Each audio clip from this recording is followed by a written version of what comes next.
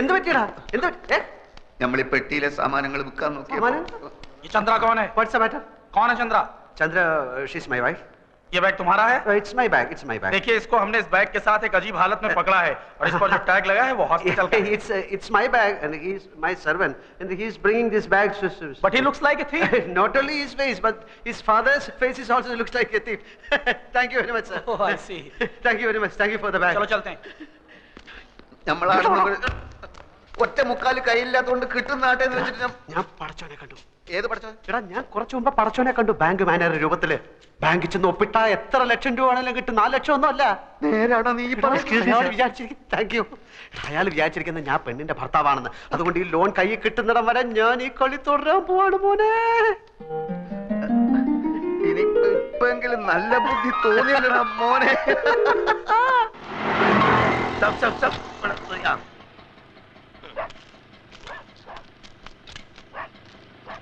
എന്താ പൂട്ടിക്കണോ?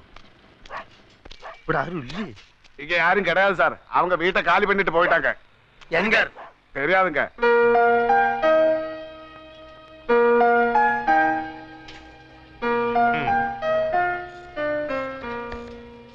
ഈ കാശ് കൈ കിട്ടാൻ എത്ര നാളാവും? ബാങ്കിന്റെ കുറച്ച് ഫോർമാലിറ്റീസ് ഒക്കെ ഉണ്ട്. ഹെഡ് ക്വാർട്ടേഴ്സിൽ നിന്ന് ഓക്കെ വരണം. ഞാൻ റെക്കമെൻഡ് ചെയ്താൽ പ്രശ്നമൊന്നുമില്ല. എന്നാലും കുറച്ച് ഫോർമാലിറ്റീസ് ഒക്കെ എളുപ്പം വരുമല്ലോ അല്ലേ? സാറിന്റെ കാര്യത്തിൽ ഞാൻ ഉഴപ്പോ ഏറിപ്പോയ ഒരാഴ്ച. പിന്നെ ഞാൻ ആശുപത്രി വരാം. എന്തിന്? അമ്മാവിനോട് റെക്കമെൻഡേഷൻ. ചന്ദ്ര ടെക്സ്റ്റൈൽസിന്റെ അക്കൗണ്ട് മാത്രമേ ഇവിടെ ഉള്ളൂ. ചന്ദ്ര ടീയുടെ അക്കൗണ്ട് യൂണിറ്റി ബാങ്കിലാണ്. അതിങ്ങോട്ട് മാറ്റി കിട്ടിയാൽ അമ്മാവിന് സുഖമല്ലായിരിക്കില്ലേ? ഇപ്പൊ വേണ്ട, ഞാൻ സൗകര്യമായിട്ട് ഒരു ദിവസം ആശുപത്രി വരാം. നല്ല മൂടി ഇരിക്കുമ്പോ നമുക്ക് പറയാം. ആ അക്കൗണ്ട് ഇങ്ങോട്ട് മാറ്റി കിട്ടിയ എന്റെ പ്രൊമോഷന്റെ കാര്യം ഷുവറാ. പിന്നെ സാറിന് ഞാൻ ലോണൊന്നും പറഞ്ഞ് 50-60 ലക്ഷം എഴുതി തരും. സമയാവട്ടല്ലേ? ഇതിന്റെ കാര്യം ഒരാഴ്ച.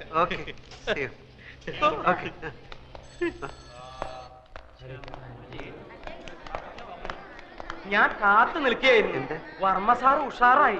ഡോക്ടർ ചെക്ക് ചെയ്തിട്ട് ആളിപ്പോ ഇരുമ്പ് പോലെ ഉണ്ടെന്ന് പറഞ്ഞു. അത് നന്നായി. മൂപ്പർക്ക് വിഷമാവുമെങ്കിലും ഇനിയിപ്പോ ഉള്ള സത്യം പറയാൻ മടിക്കണ്ട. നമുക്ക് ഇപ്പൊ തന്നെ പറയാം അല്ലേ? എന്ത്? താൻ ആൽഫിയല്ല അപ്പുക്കുട്ടനാണ് ചന്ദ്രകുഞ്ഞിന്റെ ഭർത്താവല്ലാന്ന്. എനിക്ക് വയ്യ. അതെന്താ? എനിക്ക് വയ്യേ. അതെന്താന്നാ ഞാൻ? എനിക്ക് വയ്യ. അത് തന്നെ. അപ്പൊ എന്താടാ നിന്റെ ഉദ്ദേശം? ഉദ്ദേശം പിന്നെ പറയാം. ഞാനാണ് ആൽഫി, ചന്ദ്രയുടെ ഭർത്താവ്. അത്രയും മനസ്സിലായോ? 14-ാം തീയതി ഞങ്ങൾ രജിസ്റ്റർ കച്ചേരിയിൽ വെച്ച് കല്യാണം കഴിച്ചു. തൽക്കാലം ഇതൊന്നും മാറ്റി പറയാൻ സൗകര്യമില്ല. അത് തന്നെ. നീയല്ലേ പറഞ്ഞ സത്യം പറയാൻ പോവാന്ന്? താനല്ലേ പറഞ്ഞ സത്യം പറയണ്ടെന്ന്? അതപ്പോ. എന്നാ ഇതിപ്പോ.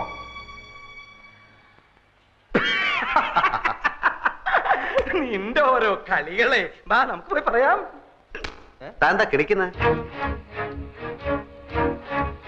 അപ്പൊ നീ പറയില്ല അല്ലേ? ഇല്ല. വേണ്ടടാ, നീ പറയണ്ട.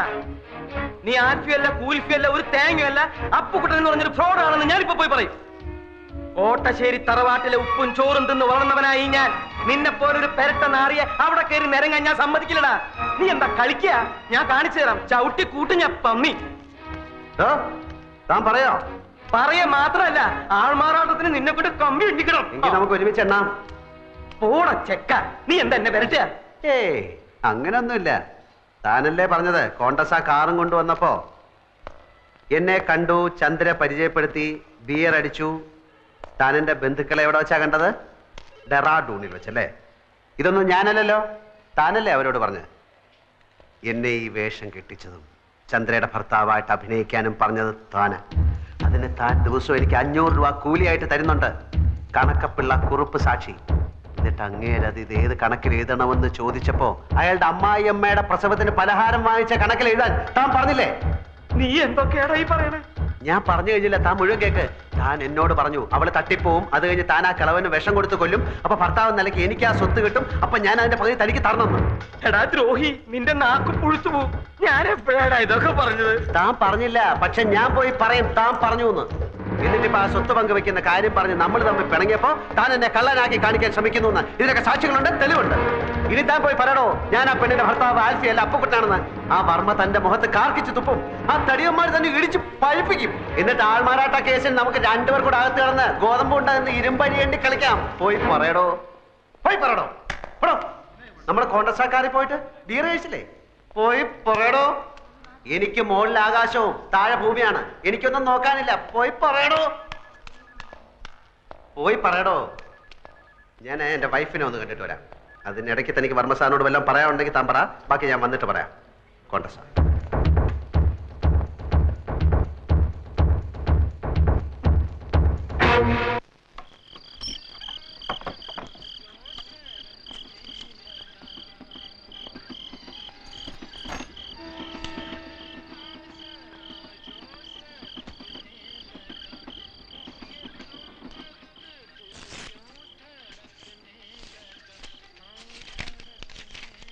പ്രിയപ്പെട്ട ഏട്ടൻ എന്നാ ഇങ്ങോട്ട് വരുന്നത്? ഇവിടുത്തെ കാര്യങ്ങൾ കഷ്ടമായിക്കൊണ്ടിരിക്കുകയാണ്. എൻ്റെ കാതിലെ കമ്മൽ ഇന്നലെ വിറ്റു. കോടതി ഇന്നലെ വേനൽ അവധിക്ക് അടച്ചു. തുറന്നിട്ടേ വിധി വരൂ. അച്ഛന് ഊണും ഉറക്കവുമില്ല. ചിലപ്പോ ഒറ്റയ്ക്കിരുന്ന് കരയുന്നത് കാണാം. എന്നും ചേട്ടൻ എപ്പോഴാ വരുന്നതെന്ന് ചോദിക്കും. ഒരു സമാധാനത്തിനെങ്കിലും ഒരു എഴുത്ത് അച്ഛൻ എഴുതണം.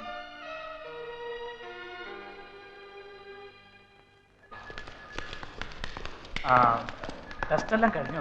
എല്ലാം കഴിഞ്ഞു. ചന്ദ്ര പൂർണ്ണ ആരോഗ്യതയാ. പക്ഷേ ന്യൂറോളജിസ്റ്റ് സ്വല്പം കൺഫ്യൂഷനില്ല. അതാ ഞാൻ ഇവരോട് പറഞ്ഞുകൊണ്ടിരുന്നത്. ചന്ദ്രയുടെ ശരീരത്തിന്റെ ഏതെങ്കിലും ഭാഗം വിരൽത്തുമ്പെങ്കിലും ചെറുതായിട്ടൊന്ന് അനങ്ങിയാൽ മതി. പിന്നെ ആ കുട്ടിയെ എങ്ങനെ രക്ഷിക്കണമെന്ന് ഞങ്ങൾക്കറിയാം. അതുവരെ ഒരു പെർഫെക്റ്റ് ഡയഗ്നോസിസ് പ്രയാസമാണ്. ഞാൻ പറഞ്ഞില്ലേ, അവർക്ക് സ്നേഹവും പ്രതീക്ഷയും ധൈര്യവും കൊടുക്കുക. അത് ഹസ്ബൻഡിന്റെ കടമ. All the best. ഓക്കെ. തന്നോടൊരു കാര്യം പറയാൻ മറന്നു. ലേഹയുടെ ഫോൺ ഉണ്ടായിരുന്നു, അവള് വരുന്നു. ആൽഫി അന്വേഷിച്ചു. ആര്? കുട്ടിയുടെ മോള് നിങ്ങൾ തമ്മിൽ നേരത്തെ പഠിച്ചോളൂ. പിന്നെ അവളല്ലായിരുന്നു ഇവരുടെ കല്യാണത്തിന് സപ്പോർട്ട്. ഞാൻ മോളെ കണ്ടിട്ട് വരാം.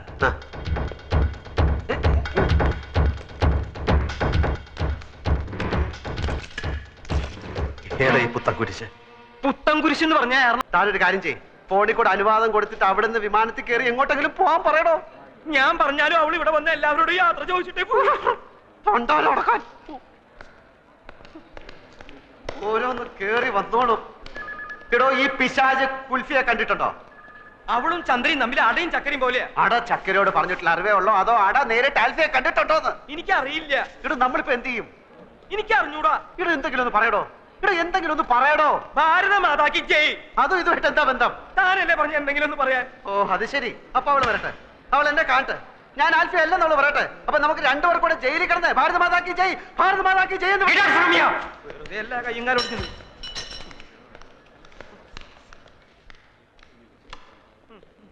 ഞാനൊരു വഴി കണ്ടുവച്ചിട്ടുണ്ട്.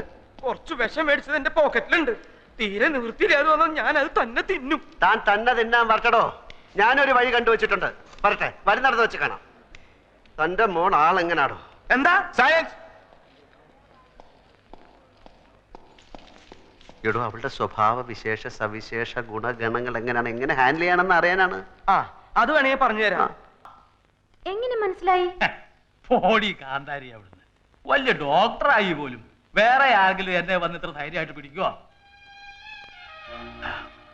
പിന്നെ ഒരാളുള്ളത് കിടന്നു പോയില്ലേ? പാപ്പാ, take it easy. She is going to be fine. പഴയ പോലെ ചന്ദ്ര പപ്പയുടെ മുമ്പിൽ കിടന്ന് തുള്ളിച്ചാടുന്നത് ഞാൻ കാണിച്ചു തരാം. Promise. Okay, I believe you. നീ വരുന്നോ? ഞാൻ ഹോസ്പിറ്റലിലേക്ക് പുറപ്പെടുക. അച്ഛൻ എവിടെ പപ്പ? ഇരവി ചന്ദ്രയുടെ അടുത്ത് തന്നെ ആയപ്പോഴും അവനൊരുപാട് ഭ്രാന്ത് പിടിച്ച പോലെയാ. ഊണുമില്ല, ഉറക്കവുമില്ല. എന്നേക്കാ കൂടുതൽ വേവലാതിയാ അവന്. ചന്ദ്രയുടെ ഭർത്താവും അങ്ങനെ തന്നെയാണ് കേട്ടോ. 5 minutes. ഒരു quick wash and change. Papa ready ആകുമ്പോഴേക്കും ഞാനും ready. Okay. This is nothing. She is excellent. ഞാനും ഒരു പൊടി ഡോക്ടറല്ലേ, എനിക്കറിയില്ലേ. ഞാൻ ഇവിടുന്ന് പോവും മുമ്പ് ചന്ദ്രൻ നടന്നിരിക്കും. പിന്നെ ഞങ്ങളൊക്കെ കൂടെ ഉണ്ടെന്നുള്ള ധൈര്യം വേണം കേട്ടോ. എവിടെ എന്റെ brother in law Alfie the great? മോളെ, നീ അവനെ കണ്ടിട്ടുണ്ടാ? എനിക്കറിയില്ലേ എങ്ങനെയാളെന്ന്. അതെങ്ങനെ? ഞങ്ങള് തമ്മില് കൊറേ കിന്നാരം പറഞ്ഞിട്ടുള്ളതല്ലേ ഫോണില്. അത്രേ ഉള്ളൂ. അപ്പൊ നിങ്ങൾ മാത്രമേ അവനെ നേരിൽ കണ്ടിട്ടുള്ളൂ അല്ലേ? അച്ഛനെപ്പോ കണ്ടു? ചന്ദ്രയുടെ കോണ്ടസാക്കാരുമായി വന്നപ്പോ അവര് തമ്മിൽ പരിചയപ്പെട്ടു അത്രേ. എന്നിട്ട് ഈ കളൻ അക്കാര്യം പറഞ്ഞത് ഇപ്പഴാ. ആളെവിടെ? രാവിലെ വന്നതാ. ഡോക്ടറെ കാണണമെന്ന് പറയണത് കേട്ടു. ഞാൻ പോയി നോക്കട്ടെ.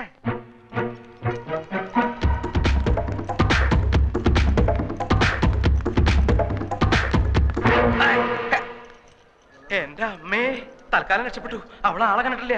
ബാക്കി ഞാൻ നോക്കിക്കോളാം. താനൊന്ന് നിന്ന് തന്നാ മതി. വാടോ, നിന്ന് തന്നാ മതി. ആ എത്തില്ലോ.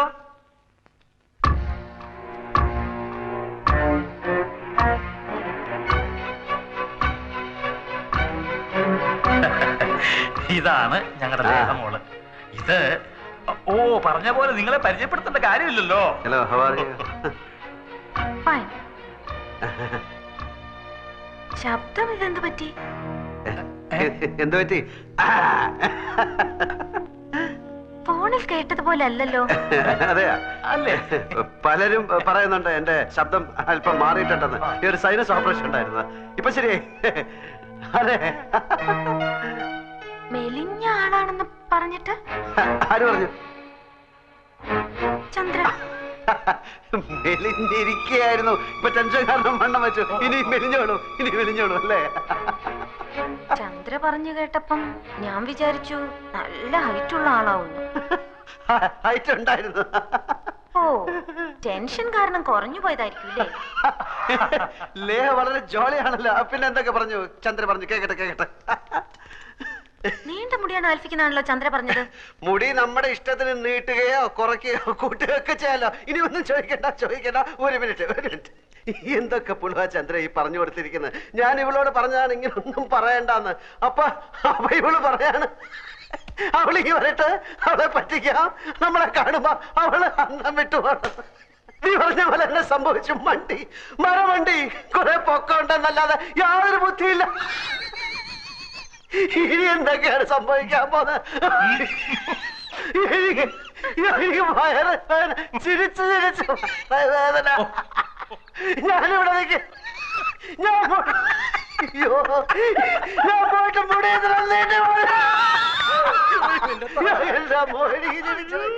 ഇന്നലെ ഒരു തമാശ ഞാൻ കേട്ടു.